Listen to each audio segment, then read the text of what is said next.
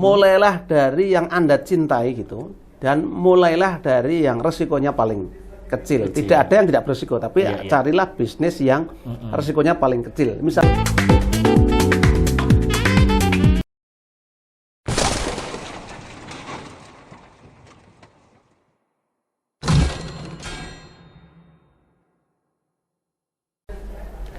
Assalamualaikum warahmatullahi wabarakatuh. Salam jumpa kembali dalam OTT Inspirasi bersama Mufti.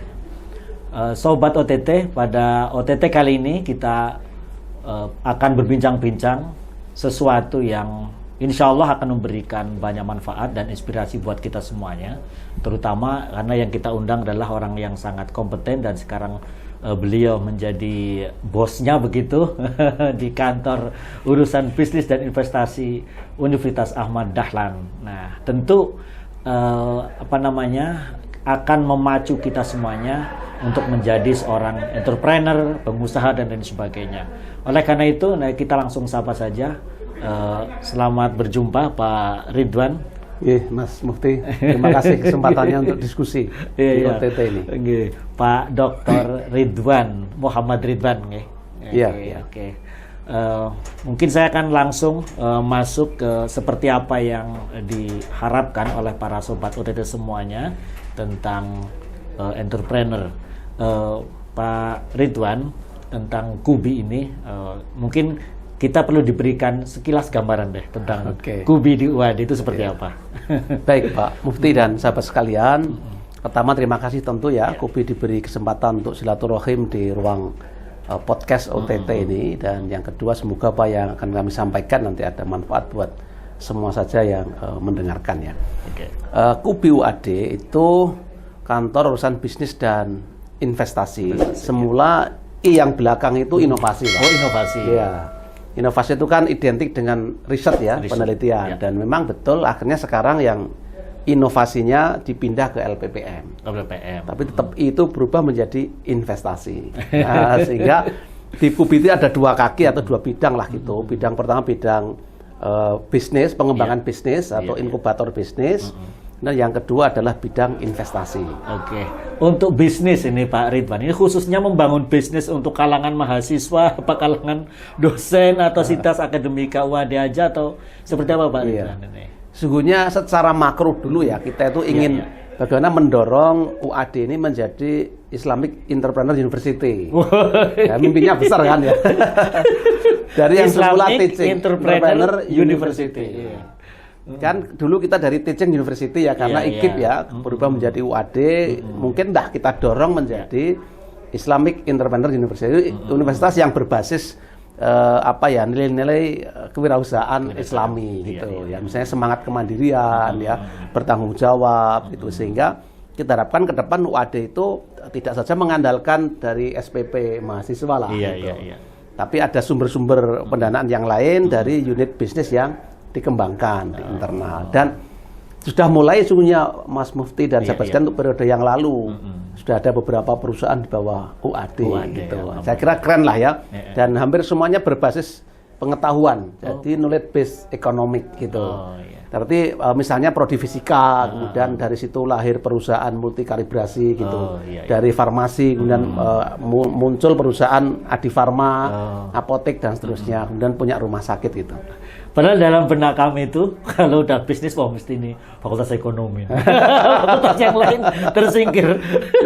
Ternyata enggak ya. FEB sendiri malah belum lahir bisnis dari fakultas ekonomi. Belum. Mungkin ilmunya lah yang dipakai ya. Meskipun sebenarnya sahabat sekalian untuk berbisnis itu tidak melulu harus dari fakultas ekonomi loh ya. Banyak mereka yang jadi pengusaha sukses itu juga lahirnya dari banyak prodi yang berbeda kok gitu. Kalau mahasiswa diberikan nggak Pak Ridwan kesempatan untuk belajar di Kubi ini? Jadi memang segmen pasar kita, mohon maaf ya, segmen pasar yang akan kita kembangkan sebagai entrepreneur itu pertama memang mahasiswa. Mahasiswa ya. Target kita kan 10% dari mahasiswa UAD itu berbisnis. 10%? 10% loh Mas. Berani banget menetapkan angka 10%. Kalau kita punya 25 juta ya, 25 ribu loh. Jadi 2.500 ya. Iya. Bismillah lah ya, Bismillah. Ini memang secara normatif Kemendikbud juga ke sana mendorongnya, 10%-an lah. Nah, kita ikuti itu 10% dari mahasiswa kita nanti ke wirausaha. Itu segmen pertama. Segmen kedua adalah dosen. Dosen diprioritaskan untuk hilirisasi atau komersialisasi hasil penelitian. Nah, selama ini kita masih sebatas lab, laboratorium, dan publikasi gitu ya. Dapat dana penelitian, produknya jadi berhenti di lab. Padahal yang banyak penemuan-penemuan yang punya nilai komersil. Betul. Ya. Dan bagi perguruan tinggi itu nilai akreditasinya tinggi sekali ketika hasil riset dikomersialisasikan. Memang tidak mudah ya, tidak mudah karena selama ini kita berhenti di publikasi saja. Gitu. Mahasiswa, dosen. Nah, terakhir adalah masyarakat umum. Oh bisa ya masyarakat umum akses itu ya. Kita sudah berjejaring dengan jaringan Saudagar Muhammadiyah, jaringan wisata Muhammadiyah, dan sekarang di UAD sebagai inisiatornya dibentuk jaringan Saudagar Muda Muhammadiyah. Nah ini yang saya mau mendalami lagi yang tentang mahasiswa nih ya. Nah, biasanya kan kalau dalam tanda petik kita bicara bisnis langsung nih otak kita modal. Nah dari mana ini mahasiswa kok bisa dapat modal untuk bisnis? Gimana nih Pak Ridwan ini? Nah ini yang perlu diluruskan ya. Saya kira modal oke lah iya, tapi kan tidak semata-mata modal material ya, material capital, kan ada juga social capital. Justru ketika mahasiswa itu yang terpenting social capitalnya ini modal sosial. Apa ini misalnya? Nah misalnya kepercayaan. Kan kita bisa loh dengan kepercayaan berbisnis tanpa modal material akhirnya. Mohon maaf ya, misalnya menjualkan barangnya orang lain. Bagi sekarang era pakai media sosial kan, kita boleh foto-foto produk orang lain, di capture yang bagus, kita bikinkan Instagram kita, kan bisa jualan gitu. Berikutnya nanti kalau ada orderan baru kita minta produk itu dikirim ke yang bersangkutan. Jadi kalau misal ada nih anak-anak misalnya, uang sakuku tidak cukup nih untuk bisnis dan sebagainya, berarti tidak melulu harus dia punya modal dalam sisi capital tadi ya. Betul. Dalam sisi banyak ya. Justru loh ya, maaf bagi kawan-kawan yang memiliki keterbatasan ekonomi atau uang saku justru tadi. Harusnya modal kepepet itu menjadi salah satu modal gitu loh. Kok bisa kepepet bisa? Kepepet kan ada istilah satu modal. The power of kepepet. Nah. Ini memang betul ya, saya mengalami sendiri Mas Mufti ya, masa-masa sulit sebagai mahasiswa itu juga bahkan tidak ada kiriman dari orang tua untuk makan. Tapi kan kita bisa survive karena kita bisa dipercaya orang untuk membantu jualin produknya orang lain itu. Gitu. Jadi kalau ketika orang itu kepepet, pasti otaknya akan kreatif gitu loh. Tapi banyak loh Pak Ridwan, pada penilaian mungkin dari tanda petik negatif ya. Kalau udah mahasiswa kok ngerti duit. Nanti biasanya akademiknya terlunta-lunta nih. Bisnisnya mungkin agak maju, tapi ini terlunta-lunta. Nah, gimana Pak untuk memberikan kepercayaan kepada orang tua, kepada mahasiswa bahwa kamu udah bakalan gagal nih kalau tetap kamu bisa berjalan dua-duanya. Ini gimana Pak Ridwan ini? Dua hal ya, saya kira pertama dari perspektif orang tua ini, mohon orang tua juga mendefinisikan kesuksesan untuk anak itu perlu diperluas ini cakrawala berpikirnya. Sukses tidak sekedar kuliah tepat waktu, nilainya bagus, kan tidak sekedar itu. Ketika mindset orang tua itu yang dimaksud sukses sudah begitu, anak terkungkung loh. Yang sukses kalau IP-nya 4,5 kalau ada misalnya ya, itu atau 3,5 tahun selesai, nilainya 4,0 kan jadi berat bagi anak-anak. Sukses itu bukan itu. Sukses itu bagi kalau kita ya, sukses itu ketika kita bisa mandiri, tidak tergantung dengan orang tua. Gitu. Syukur kemudian punya penghasilan sendiri. Dan nilai itu kecil kok pengaruhnya untuk kesuksesan yang seperti itu. Nah, nih tapi gimana nih untuk membongkar? Orang tua tuh kan ya, anak masuk hukum berarti kan dalam tanda petik di otaknya tuh atau di pikirannya, besok jadi hakim nih, jadi jaksa nih. Gajinya gede itu ya. Iya kan? Misal masuk fakultas ekonomi, jadi bankir nih. Masuk fakultas pendidikan, jadi guru nih. Lah kok tiba-tiba di UAD diracuni dalam tanda petik racun positif nih ya, diracuni untuk jadi entrepreneur. Nah gimana nih Pak Ridwan untuk meyakinkan bahwa ini juga termasuk bagian dari sukses dong gitu. Dunianya sudah bergerak lebih cepat saya kira ya dari apa yang kita pikirkan sebagai orang tua. Saya juga jadi orang tua lah, anak saya juga sedang kuliah tapi saya tidak pernah mendikte, mendoktrin anak bahwa Anda harus seperti ini. Nanti jadi apa? Jadi apa sama sekali tidak. Silakan saja. Bekal agama Anda cukup, Anda sudah punya perspektif sendiri, yang penting Anda bertanggung jawab, silakan berangkat. Gitu. Jadi orang tua ya seperti kita semua ini kan orang tua ya. Janganlah melihat anak dari perspektif kita sebagai orang tua gitu loh. Anak pasti punya perspektif sendiri, apalagi anak milenial hari ini gitu loh. Nah, kalau langkah-langkah Kubi untuk ini baru mahasiswa nih yang baru kita kupas loh ya, untuk membangun dunia entrepreneur di kalangan mahasiswa gimana nih Pak Ridwan ini? Di UAD sendiri kan masih dengan Bimawa ya, ranah kebijakan ada di Bimawa, sehingga kita selalu berkolaborasi dengan Bimawa. Apa yang dilakukan Bimawa itu biasanya terlalu koneksi dengan kami. Iya. Tapi di luar dengan Bimawa, kita menyelenggarakan sendiri pelatihan-pelatihan kewirausahaan, pendampingan bisnis, kemudian lomba-lomba kewirausahaan. Kita selenggarakan pakai modalnya yang ada anggaran lewat di Kubi kira-kira. Nah, kalau lewat Bimawa dan sebagainya, kadang-kadang mahasiswa sudah mungkin jenuh, lagi nanti proposal lagi gitu kan. Padahal biasanya jiwa bisnis itu kan berani terabas sana terabas sini. Nah, gimana nih? Kalau pelatihan yang membangkitkan itu ada Pak Ridwan? Ada. Insya Allah ada. Selama ini memang masih dengan online ya, tapi kan efektivitasnya juga kurang saya kira. Nah, ke depan kita akan model yang semi online, offline gitu. Kalau udah bisa 100% offline, kita offline kan semua pelatihan kita. Gitu. Nah, kebanyakan itu, Mas itu kan banyak mimpi tuh. Nah, gimana Pak Ridwan? Kapan saya mulainya? Dari mana saya memulai menjadi entrepreneur? Gimana Pak Ridwan? Baik. Adik-adik ya, atau kawan-kawan mahasiswa, mulailah dari sekarang, mulailah dari yang Anda cintai gitu, dan mulailah dari yang resikonya paling kecil. Tidak ada yang tidak berisiko, tapi carilah bisnis yang risikonya paling kecil. Misalnya ya sekedar reseller tadi. Reseller tadi ya. Yang berikutnya adalah mulailah dari apa yang Anda passion lah. Passion itu apa sih ya? Passion itu ya ada feelingnya kemana, senengnya apa gitu. Dan mulai aja dari situ gitu. Jadi bisa mulai dari hobi. Oh, hobi itu bagian dari passion menurut saya ya. Hobinya apa ya? Hobinya misalnya mancing ya. Kita bisa juga jualan misalnya alat pancing gitu. Jadi tidak bisa berpikir negatif tentang hobi menurut saya. Kalau urusan bisnis justru bisa lahir peluang itu dari hobi. Misal hobi naik gunung, maka dia bisa pasarkan perlengkapan, peralatan naik gunung. Betul, gitu. Iya. Setuju sekali. Jadi bisa gitu ya? Sangat mungkin. Nah, pendampingannya apa? Cuma ditumbuhkan rasa menjadi entrepreneur talk, habis itu selesai, atau sampai pendampingan sampai ya dia bisa menikmati hasilnya. Oh iya, jadi tidak cukup. Pelatihan itu kan menstimulasi ya, bagaimana semangatnya tumbuh gitu. Kemudian kita hadirkan mentor dari praktisi. Sampai ada pendampingan itu. Praktisi kita hadirkan juga dari alumni UAD yang memungkinkan lah. Kita sudah kolaborasi dengan kawan-kawan jaringan Saudagar Muhammadiyah sebagai mentornya. Gitu. Nah, berikutnya kalau sampai mereka butuh modal, kita buat jejaring dengan para pemodal-pemodal. Gitu. Ada Bank Syariah, ada BMT gitu. Sudah di-link-kan? Oh, sudah.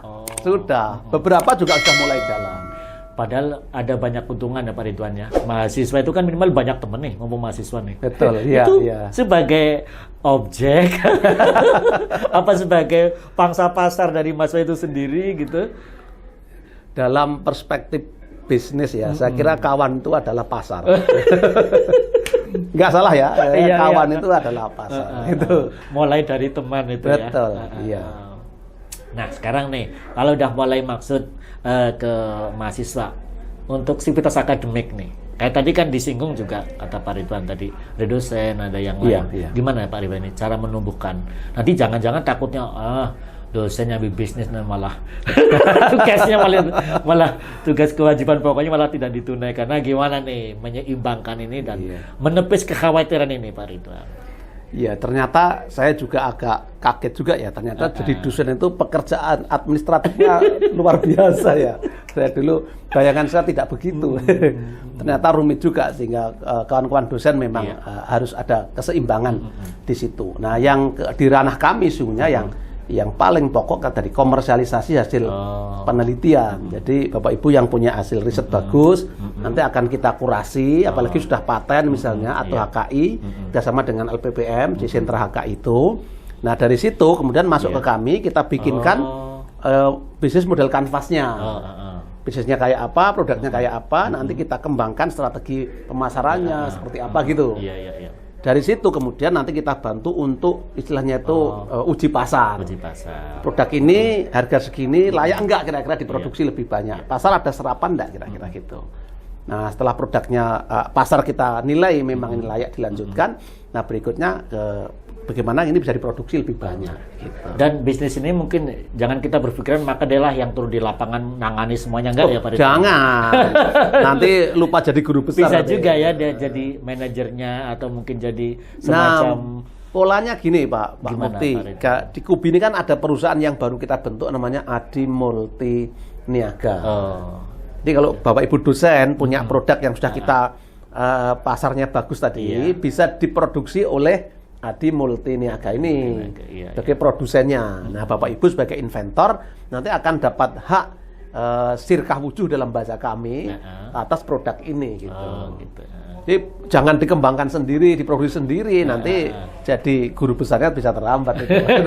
Jadi tetap tugas-tugas akademik tetap bisa Tetap dilaksanakan jalan, ya. iya. Nanti biar Kubi nih yang bisa membantu ya. Insya Allah. Pengembangannya itu. Desainnya ke sana. Desainnya ke sana. Nah, kalau umum nih, apalagi alumni kita banyak loh Pak Ridwan. Jangan jangan kaget loh. Ini semuanya nih dari alumni ya. Keren.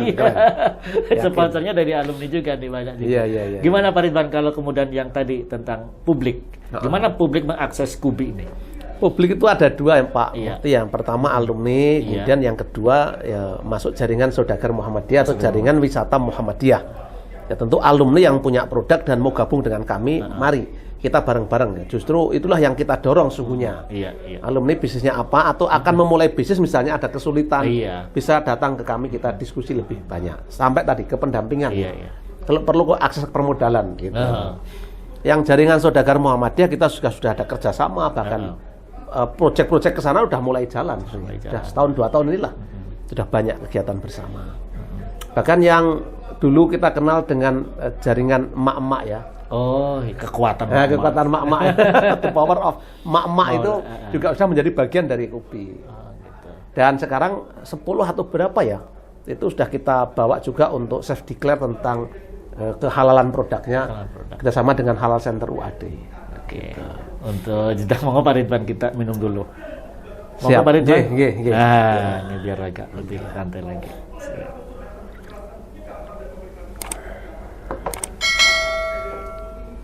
Alhamdulillah. Nah, ini makin menarik ini perbincangan ini. Makin panas kayaknya. Terutama untuk menumbuhkan jiwa entrepreneur. Tapi ini Pak Ridwan.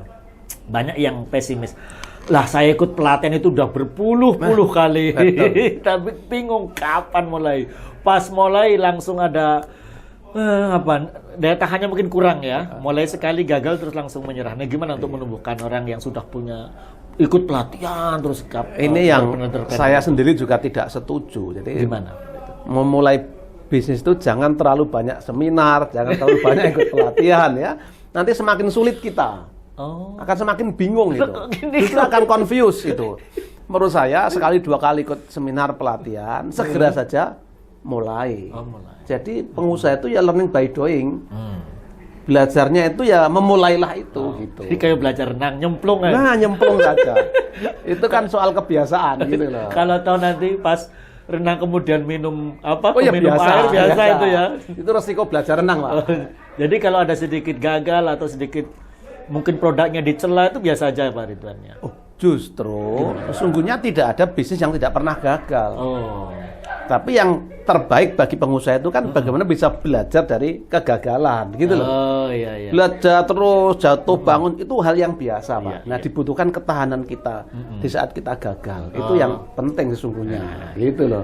Jadi teman-teman yang mau pengusaha jangan berpikir tidak ada resiko, justru resikonya tinggi, gagal, jatuh lagi, naik, itu hal yang dulu belajar dari resiko itu ya. Betul, yang terpenting bisa belajar gitu. Nah, ini yang gak kalah pentingnya Pak Ridwan. Gimana Kubi melihat bisnis di dalam dunia digital?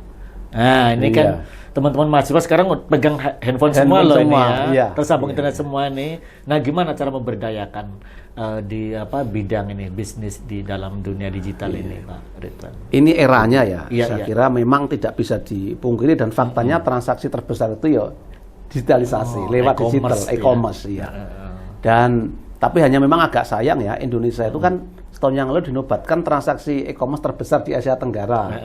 Hanya kita ini masih sebatas konsumen, gitu loh. Ini produknya orang lain yang dikonsumsi, sehingga uangnya mengalir ke luar negeri. Gitu. Mereka yang punya produk. Nah, ini harus kita rubah itu. Misalnya ya, kalau kita diperintahkan mengkonsumsi produk halal itu kan berarti kita wajib menyediakan produk halalnya itu, gitu loh. Kalau Quran perintahnya makan yang halal, berarti sekaligus sudah diperintahkan untuk memproduksi barang yang halal. Sehingga perintahnya produsen, bukan sekedar konsumen gitu, Pak Mufti. Ada nggak nih pelatihan untuk mahasiswa ataupun untuk dosen untuk digital bisnis digital ini? Oh, beberapa kali sudah kita selenggarakan loh. Sudah ya malah. Tapi pakai daring sih kemarin pakai daring ya. Bagaimana digital marketing misalnya itu sudah kita selenggarakan dan banyak juga peminatnya bahkan dari luar UAD. Dan itu bisa dicoba sekalipun itu mahasiswa semester 1, Pak Ridwan. Sangat memungkinkan, iya. Sangat siapapun bahkan ya. Orang tua pun juga sudah bisa kok bisnis pakai digital sekarang ini. Digital ya. Dan konsumennya luar biasa banyak juga. Tidak terbatas pasarnya. justru. Sangat tidak terbatas. Gitu. Iya. Nah, untuk tadi untuk memulai dan ada berbagai macam rintangan halangan lah nih. Kalau UAD nih, kan mungkin orang juga pengen tahu nih apa sih usaha yang udah dilakukan sama UAD nih gitu. Kan siapa tahu juga memasarkan juga. Betul. Ridwan yang sudah dirintis sama Kubi nih.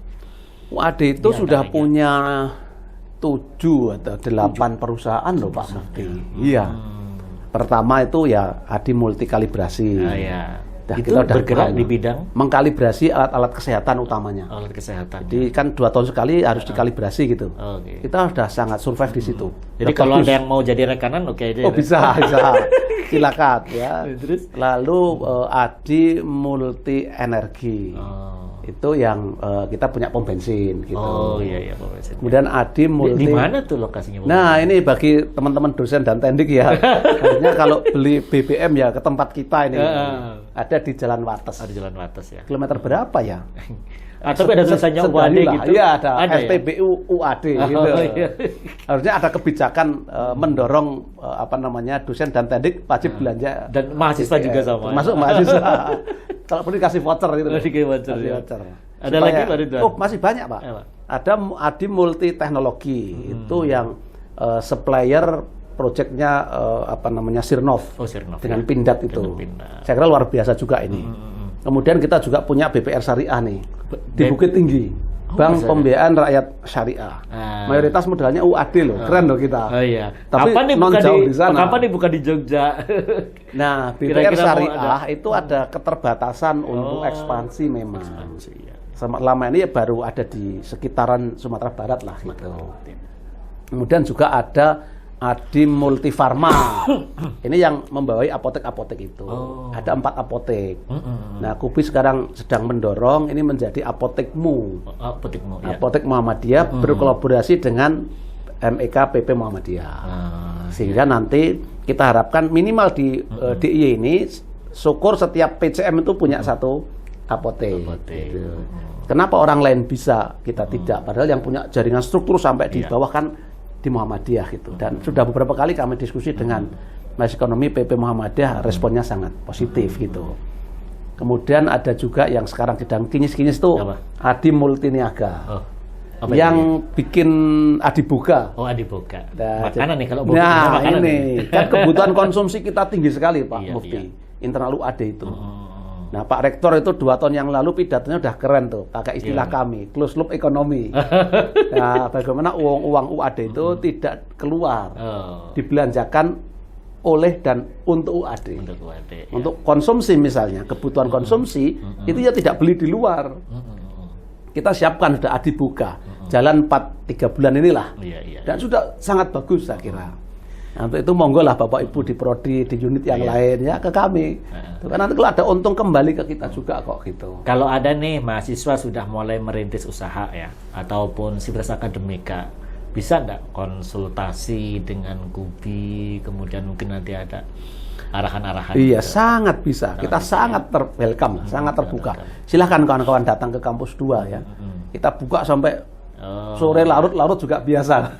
Kalau kesulitan modal nanti akan dihubungkan. Kita linkkan dengan lembaga keuangan yang siap akan mendanai, baik dalam skema profit bisnis maupun skema sosial. Ini tergantung Pak. Skema sosial itu berarti sumber dananya dari dana zakat, infak, dan bahkan wakaf yang diproduktifkan. Kalau pengembangan ininya Pak Ridwan, apa pengembangan bisnisnya bisa juga dikonsultasikan ya? Bisa. Insya Allah. Iya. Nah, nih kalau kemudian nih UAD kan tidak lepas dari Muhammadiyah. Kalau misal nih ada ranting, ada cabang juga pengen membuka usaha, gimana Pak Ridwan? Apakah juga Kubi juga melayani juga? Kebetulan kan kita sama-sama di PWM ya, Pak Mufti hukum, saya ekonomi ya. Kita sama-sama punya tanggung jawab untuk bagaimana mengangkat ranting menjadi ranting mandiri kan. Nah, termasuk kita di Majelis Ekonomi, monggo Bapak Ibu yang di ranting, pengen berbisnis, tapi milik ranting ya, bukan milik orang perorangan gitu. Silakan datang ke Majelis Ekonomi atau ke Kubi. Kita akan bantu juga untuk bagaimana meng-up-kan gitu. Nah, ini ada yang terakhir Pak Ridwan, tadi disinggung, kayaknya saya ingat itu. Jaringan wisata Muhammadiyah. Apa ini? Kok Kubi sampai ke sana gitu? Apa ini Pak Ridwan kepentingannya ini? Jadi kan 2 tahun ini Majelis Ekonomi PP Muhammadiyah coba membuat klaster-klaster bisnis di lingkungan kita. Ada yang jaringan properti Muhammadiyah, maka lahirlah sekolah properti Muhammadiyah. Sudah jalan tuh ya? Sudah jalan. Kemudian yang teranyar itu jaringan wisata Muhammadiyah JWM. Nah, UAD kita lewat Kubi ini juga mensupport kegiatan itu. Kebetulan Rakernas kemarin 2 bulan yang lalu kan UAD sebagai hostnya ya, sebagai tuan rumahnya, sehingga langsung klik dengan Kubi untuk selanjutnya. Ini Pak Ridwan, di UAD itu ya sering ada namanya, kan ada PKM tuh. Pengabdian baik dosen maupun KKN ya. Nah, seringkali mereka kemudian di desa tertentu itu membangun wisata kecil. Betul. Gimana nih kalau mau dikonekkan dengan Kubi kira-kira nih? Saya kira sangat bagus sekali Pak. Kan sekarang di desa punya BUMDes ya. Udah dengan BUMDes tinggal kolaborasikan dengan kami sebagai konsultan pendampingnya. Kalau pengabdian Bapak Ibu dosen kan terbatas nih waktunya kan. 6 bulan, 10 bulan, 12 bulan selesai setelah itu. Kalau Kubi unlimited. Tidak terbatas karena memang pekerjaan kami tanggung jawabnya sampai mereka bisa tumbuh gitu. Karena khas kan di Jogja itu apapun bisa jadi wisata. Iya. Yang penting di medsosnya jalan gitu aja. Orang buat kerajinan bisa jadi wisata. Tanam pinus jadi wisata. Betul, batik jadi wisata. Ada wisata kuliner juga dan sebagainya. Ini kan banyak nih desa-desa wisata yang kadang-kadang memanfaatkan lahan kosong ataupun alur sungai. Itu juga wisata. Bisa. Wisata juga. Bisa juga ya nanti Kubi bisa mendampingi. Insya Allah. Pasca program, apalagi kalau kemudian program pengabdian itu sudah sinkron dengan programnya PCM dan PDM atau PRM bahkan, nah pasca pengabdiannya bisa serahkan ke kami. Bisa. Jadi pendampingan selanjutnya dengan kami. Nah gitu. Nih dosen-dosen yang melakukan pengabdian bersama mahasiswa, ada sambutan positif dari Kubi yang nanti siap memfollow up tadi ya, tidak hanya pengabdian yang sifatnya hanya temporal kan? Iya. Habis itu ditinggal pergi, wisatanya bubar juga. Kita selanjutnya dengan kami insya Allah. Gitu. Edukasi ke masyarakat juga Pak tentang pengembangan wisatanya ya. Insya Allah.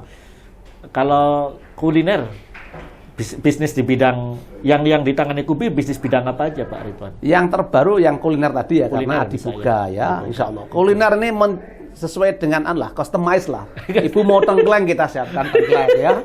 Prodinya pengennya gulai tongseng kita siapkan. Gitu.